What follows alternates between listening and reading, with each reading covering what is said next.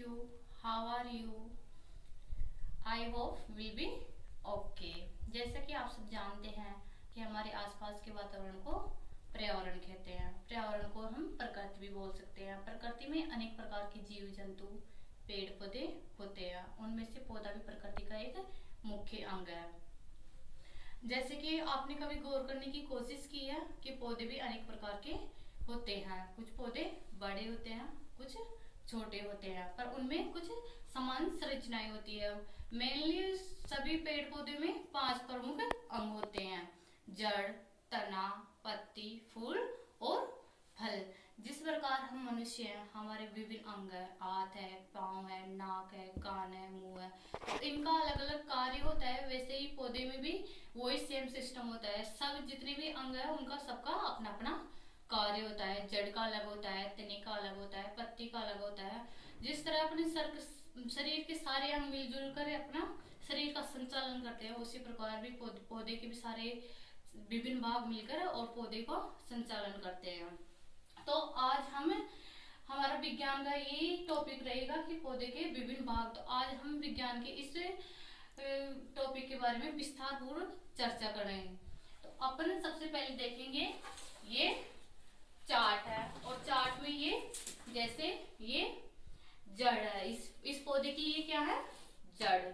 और ये तना है, ये तना, ये पत्ती, और पत्ती को इंग्लिश में बोलते हैं लीफ। और ये क्या है? फ्लावर। इस पौधे में तो फ्रूट नहीं है, पर ज्यादातर पौधों का एक मुख्य अंग होता है, फ्रूट्स भी होता है। तो अपन सबसे पहले इस पौधे को 2 भाग में बांट सकते हैं। पौधे को 2 भाग में बांट सकते हैं। जैसे ये पौधा है, इसको अपन 2 भाग में बांट सकते हैं। एक तो इसको बोलेंगे रूट सिस्टम, इसको बोलेंगे रूट सिस्टम, इसको बोलेंगे रूट सिस्टम। इसको हिंदी में बोलेंगे अपन मूल तंत्र। हिंदी में बोलेंगे मूल तंत्र। इसको हिंदी में बोलेंगे मूल तंत्र।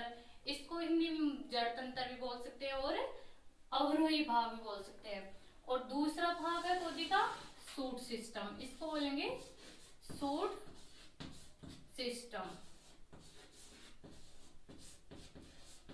और इसको हिंदी में बोलेंगे आरोह। तो मेनली पौधे को अपन 2 भागों में विभाजित कर चुके हैं।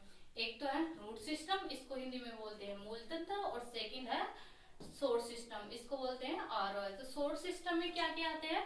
तना, और इसको इंग्लिश में बोलेंगे स्टेम। इसको इंग्लिश में क्या बोलेंगे? स्टेम। और सेकंड है लीफ। लीफ को हिंदी में बोलते हैं पत्ती।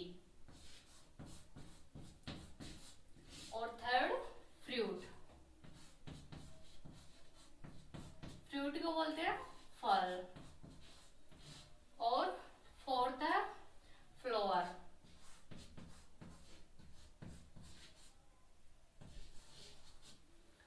फ्लावर को हिंदी में बोलेंगे फूल। तो एक 2 भागों में एक तो रूट सिस्टम, एक शूट सिस्टम। शूट सिस्टम में आ जाएंगे तना, पत्ती, फ्रूट और फ्लावर। तो सबसे पहले अपन इन सब के बारे में एक एक करके विस्तार पूर्वक देखेंगे कि रूट का क्या कार्य है और क्या क्या महत्व है। जैसे फिर सेकंड पढ़ेंगे तना का क्या क्या कार्य है। तो इनका सबको एक एक करके अपन विस्तार पूर्वक जानने की कोशिश करेंगे। तो सबसे पहले अपन जानते हैं रूट सिस्टम के बारे में।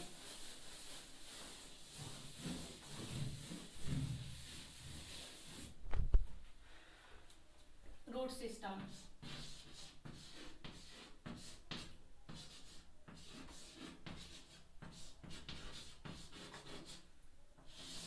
इसको हिंदी में बोलेंगे जड़ तंत्र।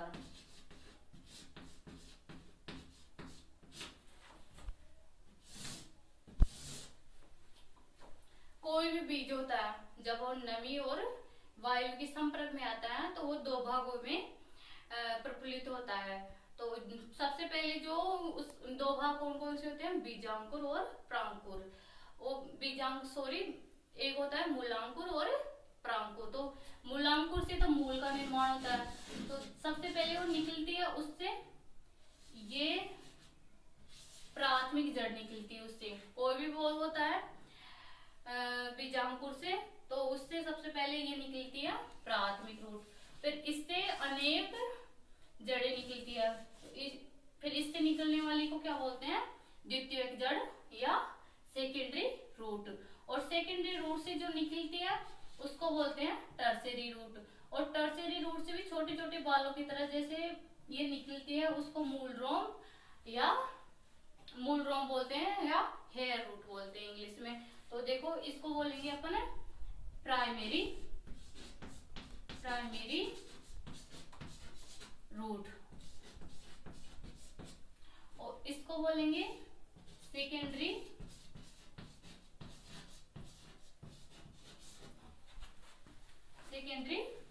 रूट, और इसको बोलेंगे मूल रोम या रूट हेयर। इसको रूट हेयर है ना। तो अब जड़, मेन क्वेश्चन आता है जड़ क्या है।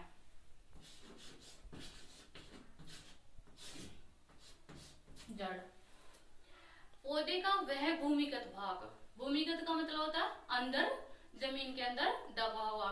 ज्यादातर पौधे के ना, ज्यादातर ऑलमोस्ट सभी पौधे की जड़ जमीन के नीचे होती है। अपवाद स्वरूप एक दो पौधे की ऐसी है जड़ के नीचे तो सबकी होती है, पर कुछ पौधे ऐसे होते हैं जिनकी जड़ से वो तने की भी जड़ होती है, और किसी किसी के शाखाओं की भी जड़ निकलती है। तो जड़ का क्या कार्य है। जड़ पौधे को जकड़ के रखती है, मतलब उसको स्थायीपन और उसको सहारा प्रदान करती है। मेन काम क्या होगा इसका, तो पौधे को सहारा प्रदान करना। और सेकंड काम क्या होगा इसका, पौधे को खनिज, जमीन से खनिज लवण अवशोषित करके तने को प्रदान करना, और तना विभिन्न पौधे के विभिन्न अंगों तक खनिज लवणों को पहुंचाता है। तो ये इसका रूट का मेनली काम हो गया। सबसे इम्पोर्टेंट रूट का काम है पौधे को सहारा प्रदान करना। तो अपन रूट को भी दो भागों में डिवाइड कर सकते हैं।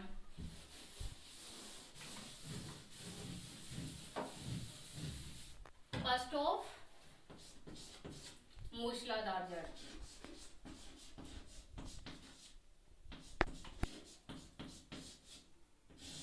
इसको इंग्लिश में बोलेंगे टेप रूट। और सेकेंड ऑफ रेशेदार जड़,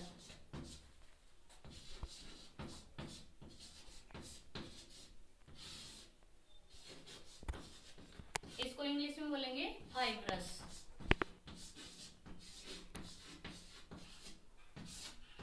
तो फर्स्ट हो गई मूसलाधार जड़ और सेकंड हो गई रेशेदार जड़, इसको इंग्लिश में बोलेंगे फाइब्रस। तो इन दोनों का अपन पिक्चर बनाएंगे। इसमें मूसलाधार जड़ में एक सबसे पहले तने से एक मेन जड़ आती है, उसको बोलते हैं प्राइमरी रूट। और फिर प्राइमरी रूट से थोड़े प्राइमरी रूट के आने के बाद थोड़े बाद में ये निकलना स्टार्ट होती है, इसको बोलते हैं सेकेंडरी रूट। ये सेकेंडरी रूट है। और सेकेंडरी रूट से भी ये छोटे छोटे रूट निकलते हैं, इनको बोलते हैं टर्शियरी रूट। और फाइब्रस में होता है ये जस्ट ये तना है, तो तने से कोई ऐसी मेनली कोई प्राइमरी जड़ नहीं निकलती। इसमें जो भी जड़ें होती है सारे समांतर एक साथ निकलती, जैसे यहाँ से बहुत सारी निकलेगी, कोई भी एक डिफरेंट नहीं होगी, मेनली नहीं होगी, सभी कॉमन होगी फाइब्रस। तो इसके एग्जांपल देखेंगे, सरसों होते हैं, जैसे बबूल होता है, और नीम होते हैं, आम होते हैं, जामुन होते हैं, और चना होता है। उसमें ही ज्यादातर मूली को तो आप सब लोग जानते होंगे, तो वो किसका उदाहरण है, मूसलाधार जड़ का। मूली, गाजर, सलगम, है ना। और फाइब्रस आपने सबने अपने खेतों में कहीं भी आसपास देखा होगा, प्याज और लहसुन। तो उसमें कौन सी जड़ें पाई जाती हैं? रेशेदार जड़। कौन सी जड़? तो इनके एग्जाम्पल अपन लिख सकते हैं। कौन कौन से हैं इसके? बबूल होगा एक तो, बबूल और नीम आदि, है ना। और इसके लिखेंगे प्याज और लहसुन। अब दो भागों में डिवाइड कर चुके, एक मूसलाधार जड़ और एक रेशेदार जड़। दोनों में अगर डिफरेंट पूछे तो दोनों में मेनली डिफरेंट क्या है? इसमें मूसलाधार जड़ में एक मेनली जड़ होती है, प्राइमरी रूट, इसको बोलते हैं प्राथमिक जड़, और ये सेकेंडरी। पर इसमें कोई भी प्राथमिक और सेकेंडरी नहीं होती, सारी जड़ें जो निकलती है वो तने से सारे एक साथ निकलती है, सब बराबर होती है। तो इन दोनों में ये मेजर डिफरेंट हो गया। अब अपन थर्ड लेंगे, इसके बाद में नेक्स्ट पढ़ेंगे रूट के कार्य या महत्व।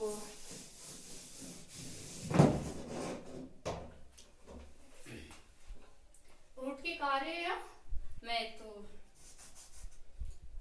तो रूट के, जैसे रूट का मेन काम क्या हो गया? वो पौधे को खनिज लवण प्रदान करना और सहारा प्रदान करना। अब पौधे के कुछ रूपांतरण भी होते हैं, पौधे की जड़ रूपांतरण भी होती है। तो किस किस में रूपांतरण होती है? एक तो भोजन संग्रहण में, भोजन संग्रहण में।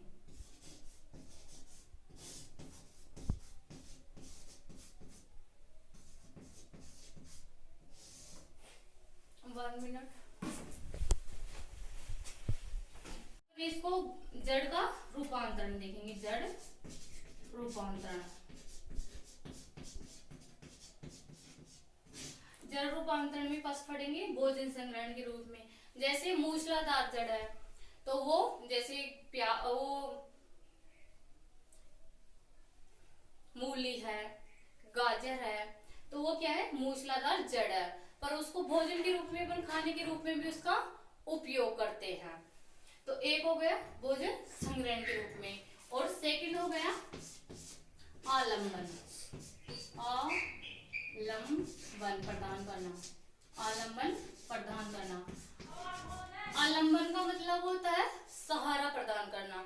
जैसे हर जड़ का मुख्य काम यही होता है, उसको आलंबन प्रदान करना। और थर्ड और मोस्ट इंपॉर्टेंट फैक्ट है श्वसन। थर्ड है श्वसन, श्वसन क्रिया।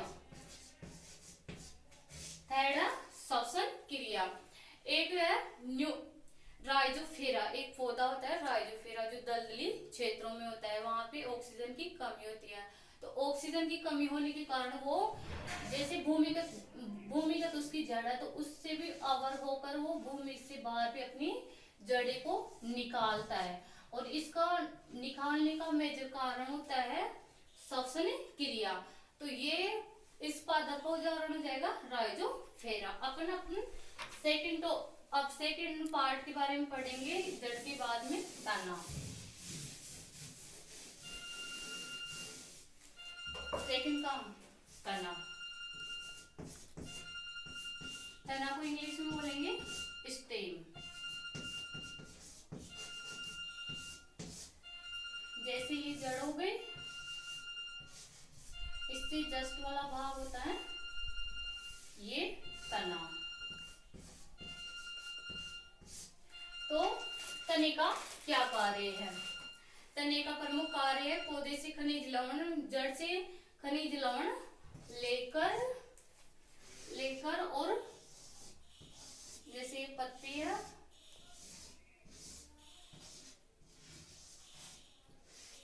तो पौधे के विभिन्न अंगों तक, ये यहाँ से खनिज लवण लेकर और विभिन्न अंगों तक उसको पहुंचाना, विभिन्न अंगों तक पहुंचाना। और सेकंड वर्क है इसका तने का, जैसे इसको यहाँ पर ये पत्ती है, पत्ती में छोटे छोटे रंध्र होते हैं, और सूर्य के प्रकाश की उपस्थिति में कार्बन डाइऑक्साइड की मदद से ये प्रकाश संश्लेषण की प्रक्रिया के द्वारा भोजन बनाती है। भोजन तो पत्ती में भोजन बनता है, तो पत्ती किससे जुड़ी होती है? तने से। तो तने का काम हो गया पत्ती से भोजन को लेकर और पौधे के विभिन्न अंगों तक पहुंचाना। तो सेकंड काम हो गया भोजन को विभिन्न भागों तक पहुंचाना। और थर्ड काम है पौधे को मजबूती देना, मजबूती प्रदान करना या सहारा देना। तो अपन थर्ड टॉपिक पढ़ेंगे अब इसके बाद में, तने के बाद में।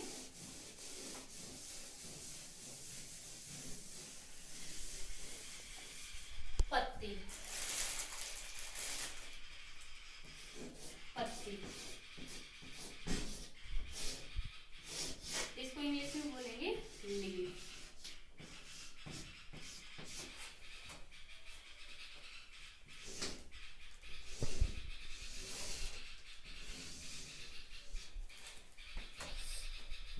ये तना है, इससे क्या जुड़ी हुई है? पत्ती। आई होप आप सबको अच्छे से समझ में आ रहा होगा। इसको बोलते हैं पत्ती। तो पत्ती का ये वाला भाग है, इसको बोलते हैं, ये वाला भाग है तने से जुड़ा, उसको पर्णधार बोलते हैं। और इसको बोलते हैं पर्णबंध। और ये चारों तरफ से जो पत्ती का आवरण है इसको बोलते हैं फलक, पर्णबंध, पर्णफलक। और पत्ती के ये मेन सिरा होते हैं, इसको मुख्य सिरा बोलते हैं, मुख्य सिरा। और ये है, इसको पर्णकंकाल या जालिका बोलते हैं। ये जाली सी बनी हुई है इसलिए इसको पर्णजालिका या कंकाल बोलते हैं। तो अब इसके बाद में देखते हैं कि पत्ती का मेनली काम क्या होता है। पत्ती को अपन किचन भी बोल सकते हैं। किचन का मतलब होता है रसोई। अपन खाना कहाँ पे बनाते हैं? किचन में। उसी प्रकार पौधे अपने भोजन का निर्माण कहाँ पे करते हैं? मेनली पत्ती में। तो पत्ती में क्या पाया जाता है? हरित लवक। पत्ती में क्या पाया जाता है? हरित लवक।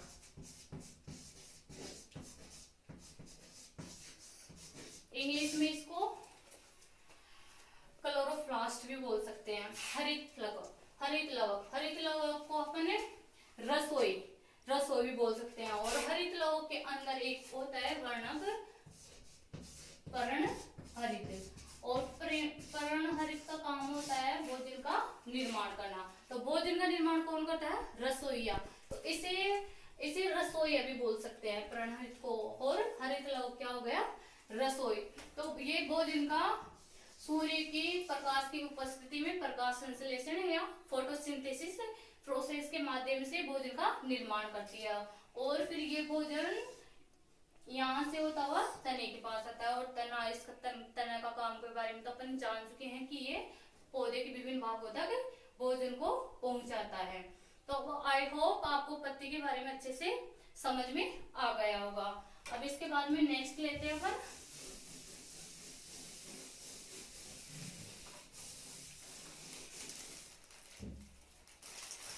फ्लावर।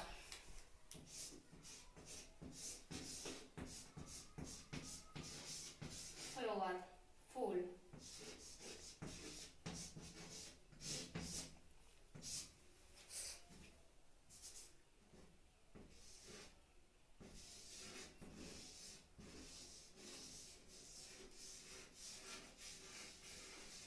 ये कोई फ्लावर है ना।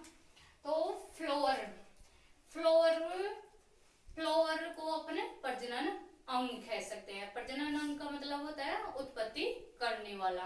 तो फ्लावर के अंदर मेनली फ्लावर को अपन 4 भागों में डिवाइड कर सकते हैं।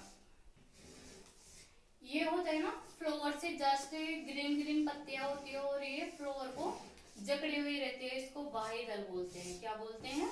बाह्य दल या बाह्य पुंज। और ये पंखुड़ियां होती है उसको दलपुंज बोलते हैं। क्या बोलते हैं? दलपुंज। इसको दलपुंज। और इसके अंदर ऐसे इसको अलग बनाती हूँ, ये इस तरह का होता है और इसमें ये होता है स्त्री केसर और ऐसा होता है पुंकेश्वर। इसको बोलेंगे स्त्री केसर,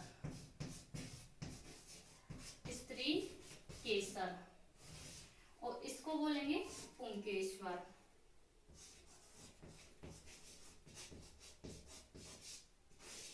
इन दोनों में परागण की प्रोसेस से बीजों की फल की मतलब फल का फ्रूट का निर्माण होता है, फल का।